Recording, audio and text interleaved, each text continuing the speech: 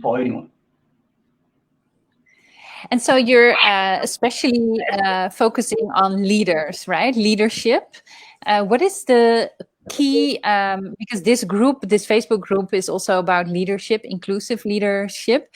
What is your main advice to leaders? I mean, what is the most important thing a leader should do? Look, I think what a leader should do, because look, this is the thing, right? So leadership is the capacity or ability to influence people, fixated with a vision, driven by a passion and ignited by a purpose, So which Mhm. means as a leader, you gotta have a clear purpose of where you want to go, and to that purpose, the vision has to be attached to it. And to the vision, you gotta have a goal and a proper plan as to how to get to that goal and Mhm. therefore get to your purpose. Yeah, sometimes the plan may not work as you want. However, you gotta have a plan so that you can lead people. Now, in order for you to have clarity as a leader, to create, a proper, a solid plan that convinces people, because at the end of the day, people don't buy into, I don't know, whatever task or whatever you are leading them on. They buy into your persona. They buy in you first. They buy into your ideas, into your vision. So that means Mhm. if your sword is not sharp, you will not be able to cut through. So what I'm saying is this, right? As a leader, it's extremely important to be able to self-develop, work a lot on yourself and to evaluate yourself on a daily basis. It's extremely Mhm. important. So So if important. Yeah, totally yeah, agree. it's so important. So if you are able to evaluate yourself, and when you're evaluating yourself, the trick in evaluating yourself, the most dangerous thing to do is to let your ego in the way.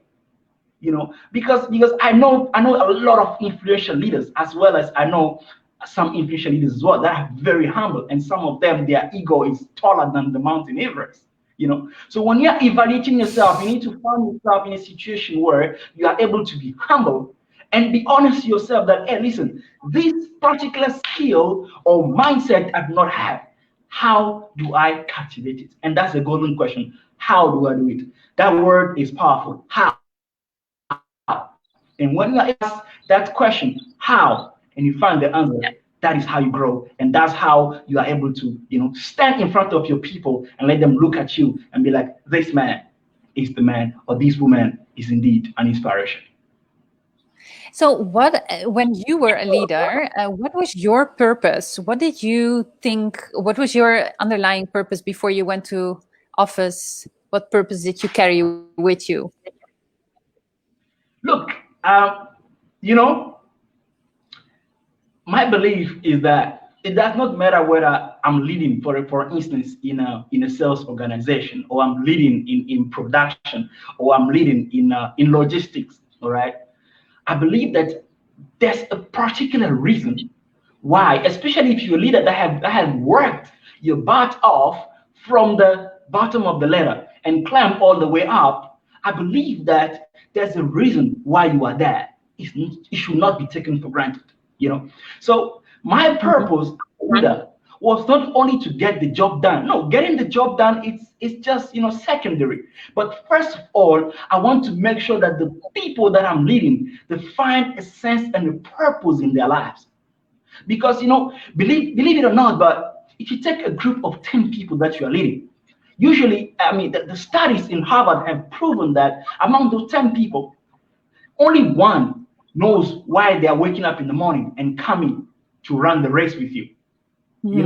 All of them are doing it just because they have to put food on the table. You know, and the two of them are doing it because they were told to do so, and four to five of them, they don't know what they are doing at all. Yeah.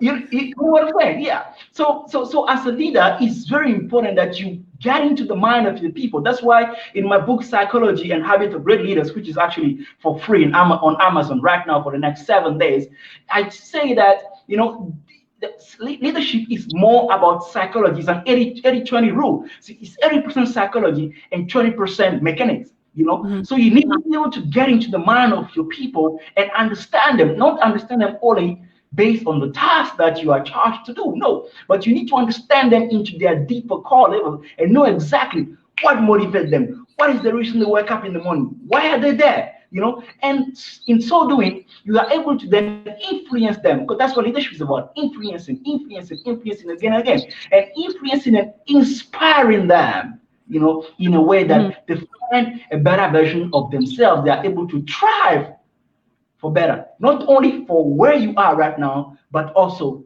in their future life. So that basically So was yeah, so would you have these kind of conversations with your people? Like, would you, and how did you do that? Like, was it just in the office that you drink a cup of coffee with people, or would you go out of the office and spend some time together in order to understand what the purpose of the people is? How did you do that? Look, everybody has, sorry, their leadership style.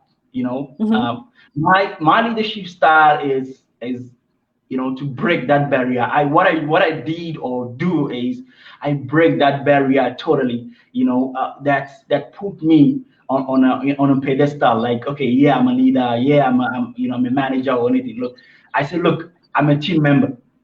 You get what I'm saying? So that's, I think, for me, I believe that's the first step.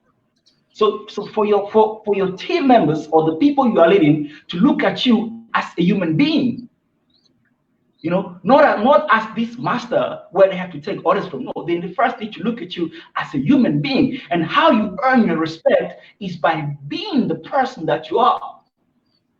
So how I did it back in the days is to first of all, you know, destroy that, you know, that, I don't know, that cloud on you that gives you these shoulders, these wide shoulders, and then gives you, you know, many decoration, whatever. It's gone. You know what I'm saying? That's why I love the leadership of the army. Though the respect is there, the leader always lead in front.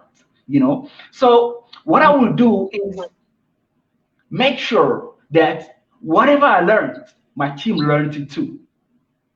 If I read an interesting book, I'll make it a point that my team reads it too. And I will make sure that weekly, at least 2 to 3 times a week, very early in the morning. I remember my team was very motivated. From 6 o'clock in the morning to 7 o'clock in the morning, we ran a motivation session, and I was the motivator.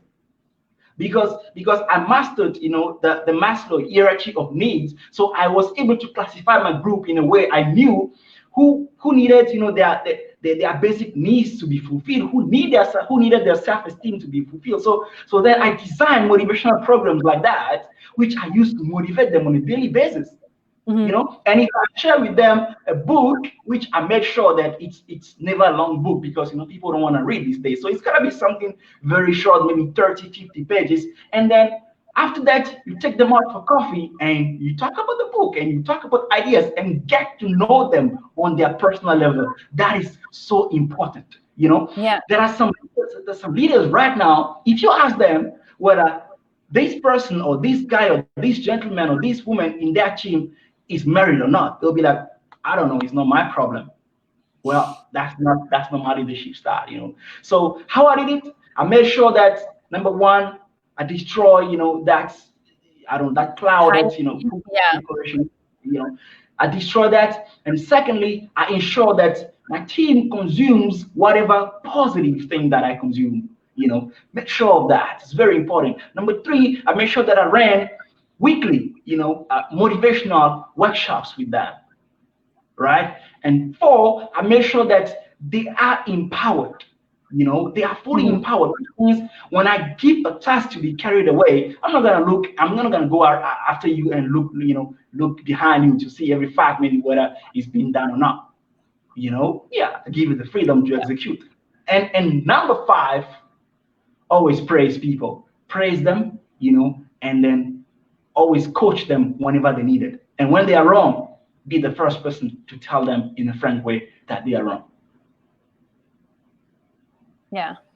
I love your tips, and I couldn't agree more. I think also a small thing what you're mentioning, but I think that's what really makes leaders great, is that you know something of the personal life of people, right? And that you're interested in the family life and what's happening in the personal life of your employees or your team members as well. So that's great. So it's this, everything you're telling me now, is this in the book also, in Be Transformed? Yeah, it's actually, it is. It's a book that I read. Okay.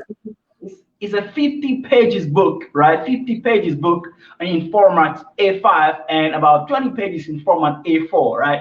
So, and exactly, I put it, in the forward of the book that this book I've written meticulously, keeping in mind people with their busy schedule and that they need tips. Exactly, like I don't want you to spend time and read, and bore. I give you exactly what you need. The 7 habits of what great leaders are and what is the mindset that they need to have. That's it. Because yeah, I've read so much, spoken to many leaders, in my travels, in my meetings, and I've understood that leadership can also be very simple, but also be very complex. So what is the gap in between?